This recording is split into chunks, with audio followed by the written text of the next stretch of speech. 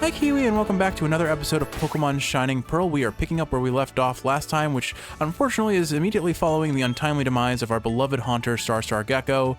We're introducing his replacement, Gonognoggogg, whose name I will continuously say incorrectly for the remainder of the playthrough as long as he lasts. Now, of course, he is level 38. We're dealing with, at average, level 40 to 42 Pokemon with trainer battles, and as per our Nuzlocke rules, I cannot switch out until he is within 5 levels of our highest level Pokemon, or he's instantly killed.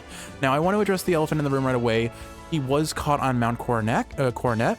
We had, in our earlier part of the playthrough, caught a Machop in Mount Coronet, but I'm going to count this as a separate region because it was the upper portion, like the second area of Mount Coronet that you revisit to fight Team Galactic. Is that legit for a Nuzlocke? I don't care. It's my playthrough. I wanted to use Gonognoggogg.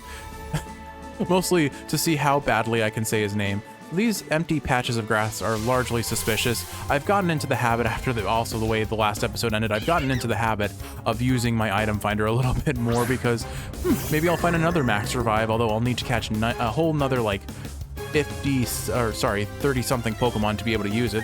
Not undoable though, might be worth actually investing some efforts into. I also used the TM Grass Knot on this guy because I wanted to potentially have a means of damaging all the inevitable water types we're going to be finding in this area. Oh, of course it crit. That's fine. I was like, that hit a lot. That hit pretty hard for the defenses that we have on this guy. Kind of surprised. Okay, so here's the reason why I chose our Bronzong here. He has really good defenses. He has Levitate, which solves our issue with ground type moves. He resists grass type moves because he's a steel type, and as a steel type, he just has a ton of good defensive tools. I also have a little bit of nostalgia for Bronzong because I've used it on competitive before. It is a notorious Trick Room setter, Trick Room being the move that makes the slower Pokemon attack first. Now, on my way here, I did encounter a level 21 Weasel, which outsped our nearly double its level Bronzong, which is a little sad to see. So basically, we need to set the expectation that Bronzong will never get priority in attacking. That's why I considered also giving it the TM payback, but I'm going to sit on that for a moment just because I think there are things that can still be gained. It looks like there are still items in this area, probably this corner over here, right? No? Let's see. Okay, so there's one in that area just south of us. It looks like there might be something to our left, perhaps? Just to our left. I don't know what it means when it doesn't give us a dot, but it gives us like a continuing pulse. Maybe there's something in the area, we just didn't hit it. There's so many things here that supposedly are nearby. I don't know, this item finder is not intuitive for me. I'm gonna swim over here and see if we can at least find the item that's on that side, and maybe that'll knock out the extra echoes.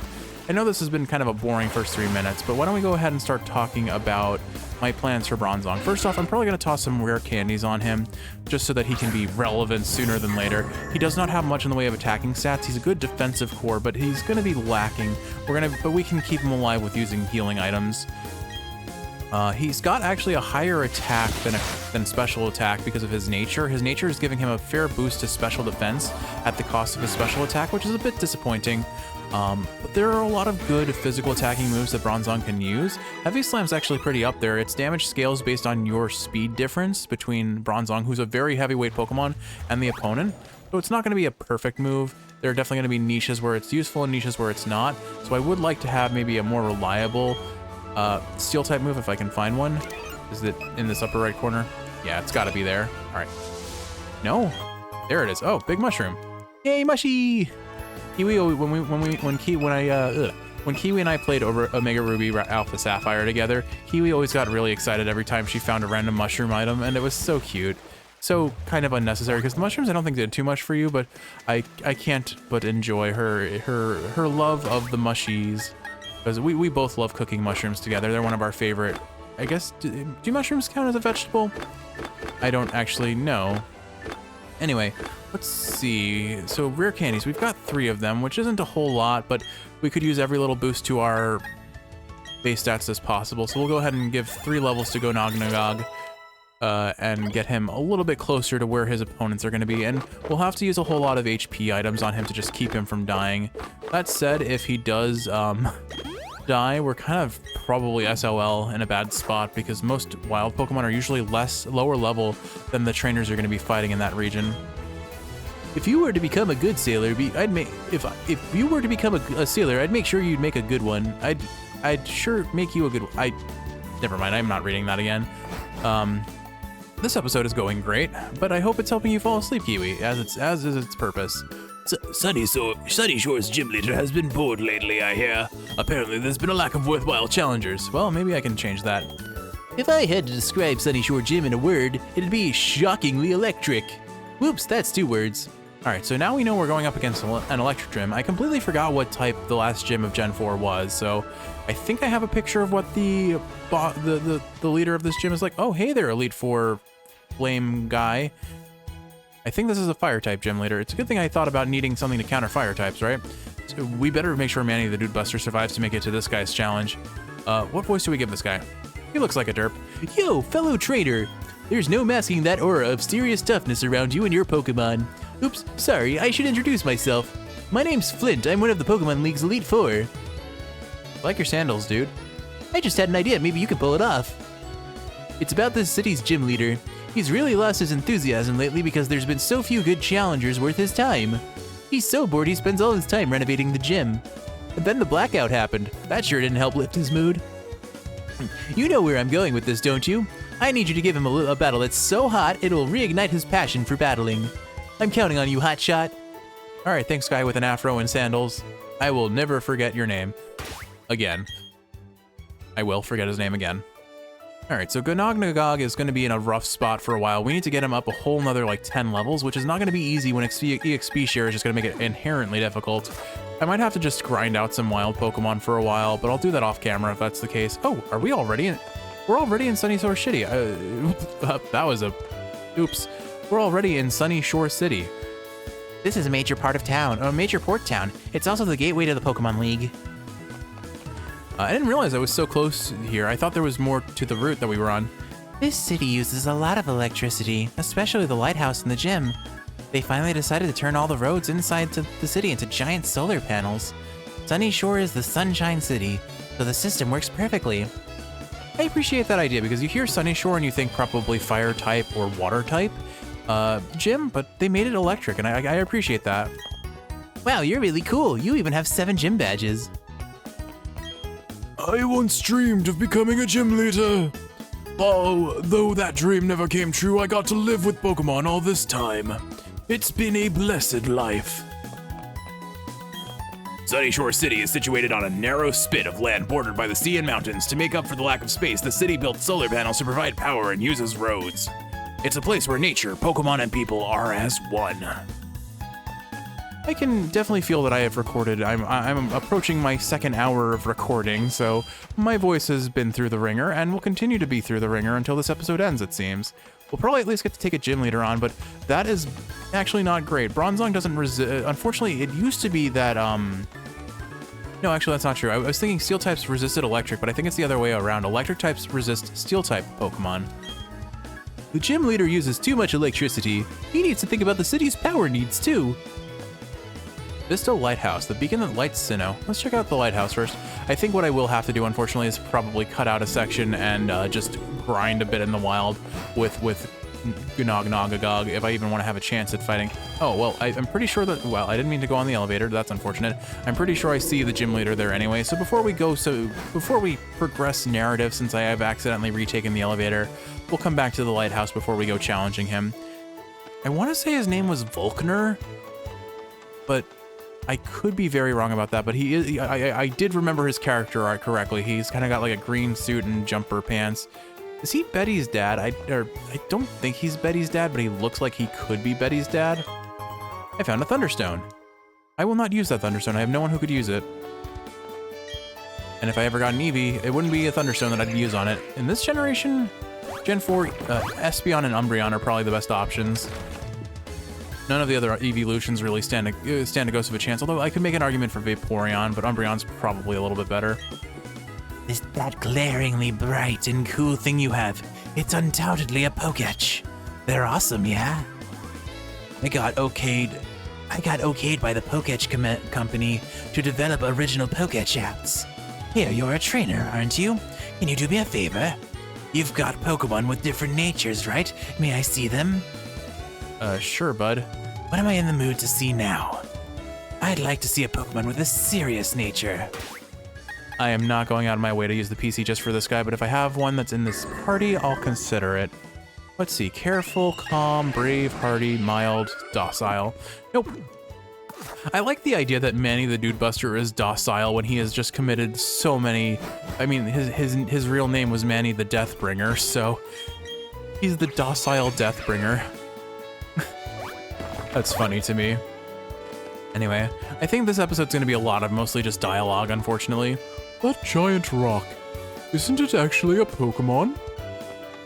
Is it? Oh, hey, it's Snorlax. It's supposed to look like Snorlax. That's cute. All right, let's talk about some Gen 1ers and my opinions on them. So next up, okay, let's talk about Drowsy and Hypno. Actually, no, wait. Let's, in honor of the passing of Star Gecko, why don't we do the Ghastly line? Oh, hello, you're quite the nifty trainer.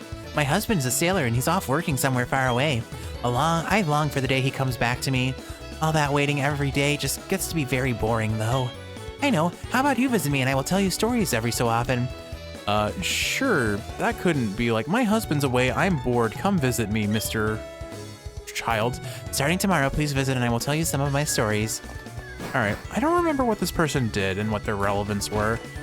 Let's see, your sign says, Julia's house, delightful ribbons for Pokemon. Oh, okay, I remember now. She gives ribbons to the Pokemon that's in the head of your party for listening to her story. And ribbons don't really have any effect other than just kind of a completion-y cosmetic feel. A long time ago, there was a boy named Cyrus who lived here. He seemed to shun others and he preferred the company of machines. He was a brilliant student, I recall. I often wonder what became of him. I heard that Team Galactic was up to no good, but here in Sunnyshore, we've never seen any of them around. Technically, you saw their leader. Maybe, oh, actually, maybe that's the canon reason for why the Sunnyshore has been left unscathed. It's because Team Galactic, Cyrus didn't want to bother his hometown. That's a cute little, like, world-building moment. Yo, hiya, he hasn't come back yet. When he does, you know you gotta battle. What you gotta do, you gotta battle him you gotta give him a battle so hot that it'll reignite his passion for battling. Didn't you just say that already? Yeah, he did. I'm counting on you, hotshot. Anyway, all right, so Ghastly, Haunter, Gengar, easily my favorite Pokemon line in all generations for the longest time. I will repeatedly say that if I were a gym leader, I would be a ghost type gym leader. Pretty much every ghost type that has ever been concepted, I have loved. It's just the aesthetic I enjoy. I'm probably a closeted goth of some nature. This is a weird room. Have you gone to the Grand Underground lately? Depending on where you go down, you end up in different places. That's why I use my Explorer's Kit in as many places as I can. Too much PTSD, never going there again. Sorry, ma'am. Head to the Grand Underground and have fun down there. Make it an adventure. You should work together with your friends to collect glossy stones before you dig up fossils. Apparently something good will happen if you do that. I hear there are special places in the Grand Underground where Pokemon like to gather. The Underground Man and Eterna and Byron of Canalava are related, or Canalave. Add Byron's son Rourke and you have a trio of dedicated diggers. Ooh, the spheres found in the Grand Underground are like gems. You can obtain goodies by trading spheres away. Once when I was in the Grand Underground, I fainted. But then Rourke rescued me. All right, a room full of people who really like the Grand Underground and are telling me to revisit it. I will do no such thing. All right, so we'll do the dialogue in here and then I'll think about what I want to buy from the shop. I've heard some things about Victory Road, which leads to the Pokemon League. The word is the road is harsh and harrowing. I'd better load up on as many items as I can carry. What have you got to say? I keep reading the shelves. Come on, dude. You can buy stickers for decorating Pokeballs at the Sunnyshore Market. Use those stickers in a cool way and your Pokemon will be really happy. So I love Ghastly, Haunter, Gengar. I think in terms of design, Haunters stand out. Haunter's design is just so cool. So I inherently love him. Gengar I've talked about my competitive history with Gengar. To no surprise, I have a very strong, a very close place in my heart for that Mon. And Ghastly, I mean, Ghastly's the start of it all. It's a cool basic design. It's a gas orb of Pokemon nonsense. I'm not going to complain about that. Plus, I have nostalgia for it in the episodes in the anime where it was relevant. It was the creator of Venustoise, which you have to give. I mean, obviously the anime producers are the creator of Venustoise, but still, Venustoise wouldn't have happened without Ghastly being the plot leader. There's the episode where Ghastly, Haunter, and Gengar kind of astral project Ash's body out of his body. And they go flying through the night, and I still think of that episode as like one of my favorite episodes of all time in Pokemon, just because as a kid, that was the dream. I always wanted to be able to fly. So they have a strong place in my heart. Haunter is my favorite in terms of design. Gengar is my favorite in terms of just favorite all-around Pokemon for everything. Aesthetic, design, competitive relevance, although sadly it has been just nerfed to the ground because it lost its levitate ability, and that was one of its most important values in a competitive team, and now there are just better options that even if it doesn't have levitate, or that even if they don't have levitate, they have more to offer than Gengar does, sadly. That said, Mega Gengar, if it comes back, because it sounds like Legends ZA is bringing back Mega Evolutions, Mega Gengar gets Shadow Tag, and it is a objectively broken Pokemon based on stats and that ability. Sunnyshore Market is best known for its big selection of Pokeball stickers. See the sticker merchant over there? He didn't have stickers I wanted today. Maybe tomorrow, I guess. Oh, your Bronzong? It needs to work a little harder. If it does, I'll give your Pokemon something nice. Well, what if I show you our best friend? Here, take a quick look at Manny the Dude Buster. I'm going to sneeze, I am sorry.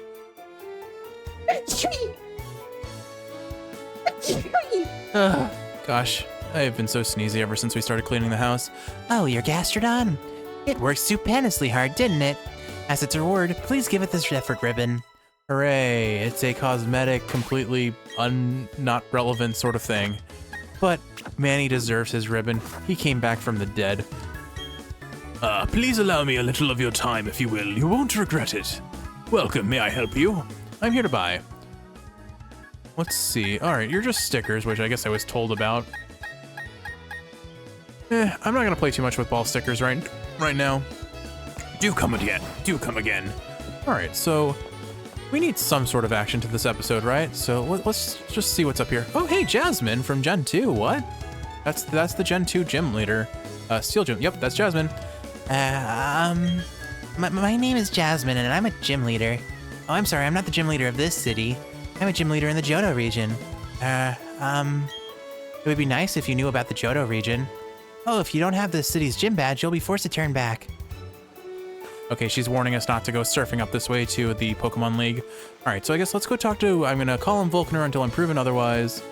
And then we can, I guess what I'll have to do is I'll just fast forward through Bronzong's training arc. If anything interesting happens, I'll include it in the episode. Ugh, I'm gonna have a lot to edit out, aren't I, Kiwi? Because this is gonna take a while just to get him up to snuff. What I'll probably do is I'll dump the other Pokemon into the PC so that they don't get in the way of Bronzong's training arc. I don't know if Experience Share steals experience away from the main Pokemon you're training, but if it does, I'd rather not have to deal with that, and then I don't have to worry about it being offered switch outs or anything of that nature. The Vista Lighthouse represents safety and protection to us sailors. I love how far away you can see with the binoculars. I'm gonna travel that far away with my Pokemon one day. All right, what voice are we gonna give this guy? So you're the latest challenger up against the Sunnyshore Gym. Alright, I've decided. If I find you to be weak, I'm going to challenge the Pokemon League. I'm all done with renovating the gym, so I don't need to be here. More than anything, I want to have battles that can thrill me again. As the toughest gym leader in Sinnoh, I'm going to unleash everything in my arsenal on you. All right, bud. You do that. I am gonna go have my training arc, because I don't think we should send Bronzong immediately against this guy. I don't even know what Pokemon he runs, and I don't want to risk that loss. So, Kiwi, we're gonna go ahead and fast forward, and when I feel like Bronzong is ready to be up to the challenge, we'll have our gym match. You can count on it. Sorry, this episode is a lot of dialogue, but we'll leave the last third of the episode at least for action, okay? I'll see you then. So it turns out I was trying to figure out where would be good places to train, and there's an entire area that we haven't explored yet connected to Canalave City. Do you want to set sail? The Iron Island. Aye, aye, anchors away. So basically, this was an area you were supposed to unlock, I think, after you solved the... Probably actually when we first got to this area before we even started going down the rabbit hole of Team Galactic. But basically, it's an entire island full of trainers, new Pokemon to catch, and a cave system that will be inevitably full of Geodudes or their evolved forms. But a whole landslide of experience we can get for good old Gonognoggogg. What's in this house? Let's see. Looks like just a bed to rest in, so this is basically our Poke Center, which we won't be using. So we're gonna go ahead and explore this island. We'll farm up a bunch of experience, and then once we get through Gonognoggog's... Am I saying that right? I've already forgotten. It's actually been a fair few days in between episodes. Gonognoggogg. Yeah, so Gonognoggogg. Okay, I can say his name pretty well. So we'll go hunting for some new Pokemon, some trainer battles, and we'll try and get ourselves up to snuff. Yeah, I like your camp, so what? Let's battle. Now, I will acknowledge that the trainers in Pokemon here are about level 30, so I'm not going to be ramping up experience very quickly, but again, it's a new area. It's got stuff to explore. Let's explore it. This is going to be Gonognogogg's training arc. And the nice thing is, I taught Gonognoggog's Grass Whip, so he has a means of dealing with rock types and ground types that we'll inevitably run into. As far as what the best option here is, maybe extra sensory, because I don't think that's a very tanky Pokemon, or a very heavy Pokemon. So for context, in case I haven't mentioned this before, Grass Knot does more damage the heavier the opponent is. So it's not only super effective against rock types or rock ground types, but it will hit them for like a truck, because they're usually very heavy. Stunky, are you still? Yeah, okay, you are Dark Poison, so that'll not work on you, but we have Heavy Slam. Heavy Slam is another weight-based kind of attack, except this one scales based on the difference between our attack stat, between our weights. So Gonognoggogg is very heavy, so he does more damage against the lighter weight Pokemon. Anyway, since we're going to be here training for a fair while and not necessarily ramping up the fastest experience, let's talk about one more Pokemon. Now, again, it's been maybe like a week since I recorded the first half of this episode, so forgive me if I don't fully remember all the bits and pieces of what I've talked about. So I'll pick one that we definitely haven't talked about. Let's see.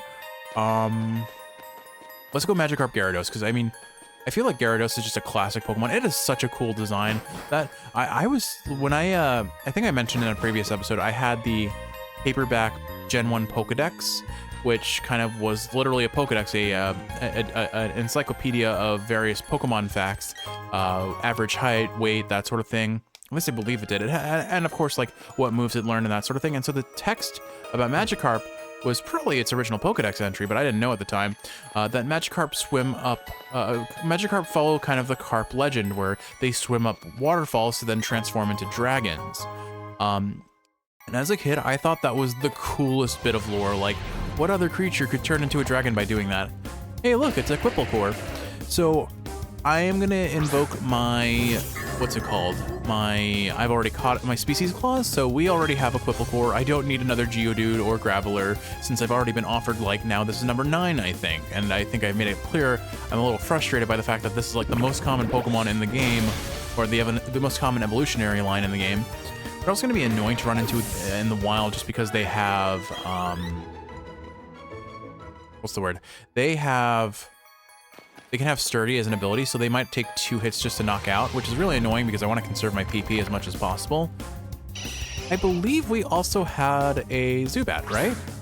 I don't actually know for certain. I guess I'll catch this guy, assuming he is our first new Pokemon of the area, but there's a decent chance we've already gotten a Zubat, and if that's the case, I'm once again going to invoke Species Clause. Now the question is, I think I one-shot it with every move I have except for Grass Knot, so I guess I have to use that, but it's only going to do quarter of it. It's going to do barely any damage. Let's try Heavy Slam and see if it survives. It probably won't, but oh well.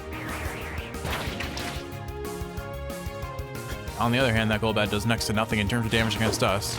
Alright, do we swish the bat? We don't. Awesome. Okay, so let's try and catch it with that amount of damage. I could, if it doesn't catch, I can also toss a Grass Knot out at it. Now, what are we going to name this Golbat? It becomes the next most important question.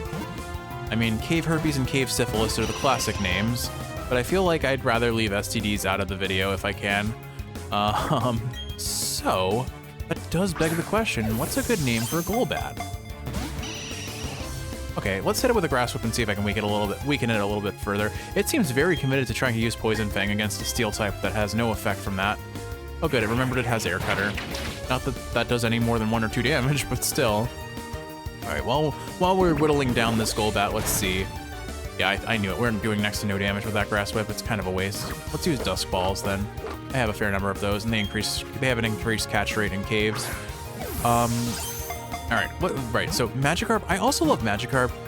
Just the classic Garp, Garp, Magikarp. That kind of sound effect is just locked into my brain. The Red Gyarados in Gen 2 was incredible.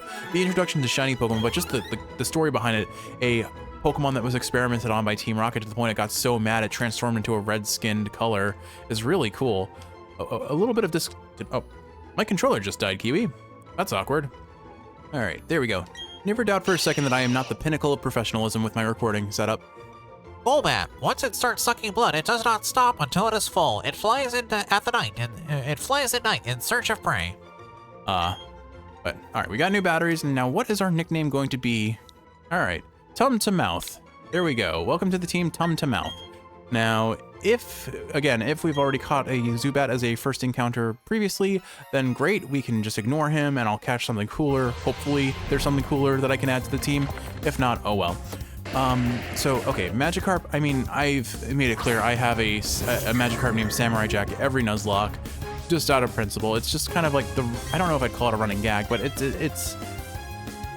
is a moment of consistency in a unpredictable, chaotic world, I suppose. And we always love Samurai Jack. And then there, of course, like, I forget if it was Stadium 1 or Stadium 2. I think it was Stadium 1, the Magikarp jump minigame, basically, where you had to, like, button press with perfect timing. Maybe it was actually Pokemon Stadium 2. Ooh, who's getting Crunch? Was that Captain Squawk? Awesome. All right, we'll gladly give up Bite for Crunch. That's awesome.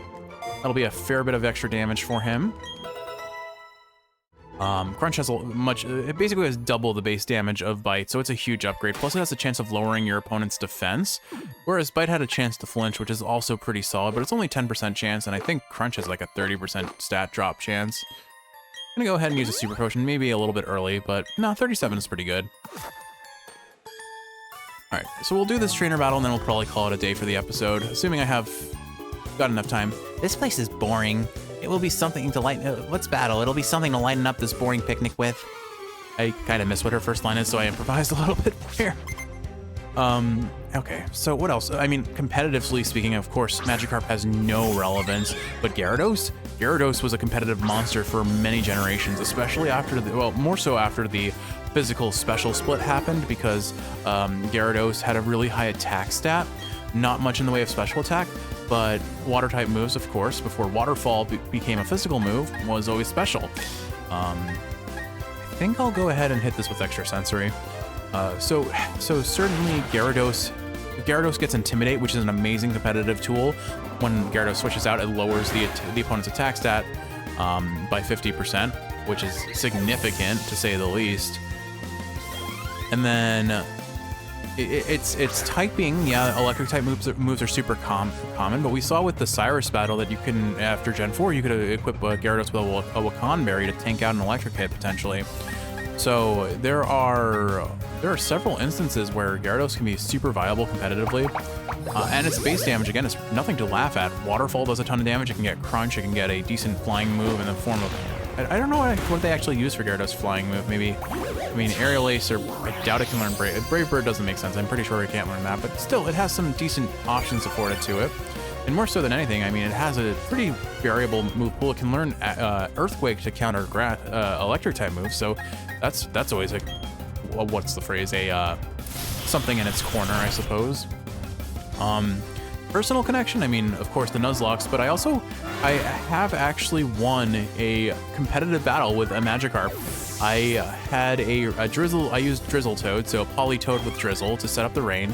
Magikarp gets Swift Swim, which doubles its speed in the rain. I gave it a Focus Sash, so it survived with 1 HP after taking a hit that would have knocked it out in 1 hit. We're not gonna win if we play around like that. And then I had it use Flail, but I'm pretty sure I also, no, you know what it was? I think I had some evolution that used Belly Drum and then Baton Pass. So Belly Drum cuts the user's HP in half, but increases the attack stat by 6 stages, which effectively triples the attack stat, if not quadruples. I forget. I think it would be triple. Anyway, it's a 300% increase. So I guess 300% increase would be quadruples the attack stat. But the point being, quadruple 3 to 4 times attack stat, double speed. Survive. And then I used Baton Pass. So Baton Pass moves all stat buffs from one Pokemon to whoever you switch out to using Baton Pass. So what happens is I have Politoed set up the rain, and as long as my opponent doesn't use another weather condition, rain is going to be on the field forever, because this was back in Gen 5 when rain conditions triggered by abilities never ended. Now they end after 5 turns. Then what I did was I switched out to my evolution that had Belly Drum Baton Pass. I think it was an evolution. It was some Pokemon that has that combination. Maybe it was a Smeargle. I don't really remember. Point being, it had that set up. And oh, hello there. Who are you? Oh wait, this is Riley. I remember Riley. He has a Lucario, I think. You are? Okay, you're Jeff. I'm Riley. I'm a trainer, and yes, it is a bit odd that I would be training here. If you'd like, we could team up. The wild Pokemon here are restless. You decided to go with Riley. Hooray! So I guess if this is the direction he's in... Oh, if your Pokemon get hurt, I'll heal them up. Oh, great. Free heal. So we're gonna leave this cave... Oh, okay. So he wants us to go to the right. So let's see what's... to the left. So let's see what's the right area first. Anyway, the notion here is that basically I switch out to Magikarp, transferring with Baton Pass to transfer that stat boost to him. And then he has his attack, or his speed stat doubled. I didn't see what he said. I think it was something, you're taking the wrong class in the cave. I have no idea what he actually said, whatever. So the Magikarp had 3 to 4 times attack, double speed, and when it switched out, of course it's a Magikarp, it has next to no defense. My opponent was going to use a move that does a lot of damage, hits the Magikarp, but because that Magikarp had Focus Sash, it survives with 1 HP. Then I have Magikarp use Flail. You know what Flail does? It does more damage the less HP you have, and I think it has a base 200 damage when you have 1 HP left. If not, it's 120, but I'm pretty sure it's a base 200 damage. For context, some of the strongest moves in the game, like Hyper Beam and Giga Impact, the moves that like make you have to skip your turn if you use them, have a max damage or a base power of 150. This is the power of Explosion, I believe, or maybe Self-Destruct. I think Explosion has 250. Unless it got nerfed, I can't remember. But conversely, like Thunder, Blizzard, Fire Blast, I think they have base 120, or it's somewhere between 100 and 120. So comparing it to some of the strongest moves in the games, it has one of the highest base powers in all of the game. So we have a Magikarp with a base 200 attack move, 3 to 4 times attack stat, and double speed. And so the Magikarp proceeded to sweep my entire opponent's team because he happened not to have any Ghost, Rock, or Steel types that could be immune or resist the damage. And so I did a 6-0 sweep with a Magikarp in one competitive battle. Only once, but still, nonetheless, very funny. The working class hero waves by. But I think with all that said, Kiwi, that should be enough for this episode. We'll explore the entirety of Iron Cave soon enough, and we will, or I guess it's Iron Island, whatever. We'll explore its entirety in the next episode, hopefully. And we'll see what Riley is on about. Hopefully I'll double down on his voice a little bit better, because I didn't quite get the, nope. I'm not getting the flummy voice that I gave to Commander Saturn earlier. Either way, that's an issue. Oh, there we go. I'm pressing the Pokenav, or Poketch instead. With all that said though, Kiwi, I hope you've enjoyed watching, and if you're awake, I hope this is helping you fall asleep. If you're sleeping, I hope you're sleeping well. Gonognoggog's training arc begins now. We'll get him up to snuff, and we'll have him wipe out that electric gym leader. See you then. Love you, Kiwi.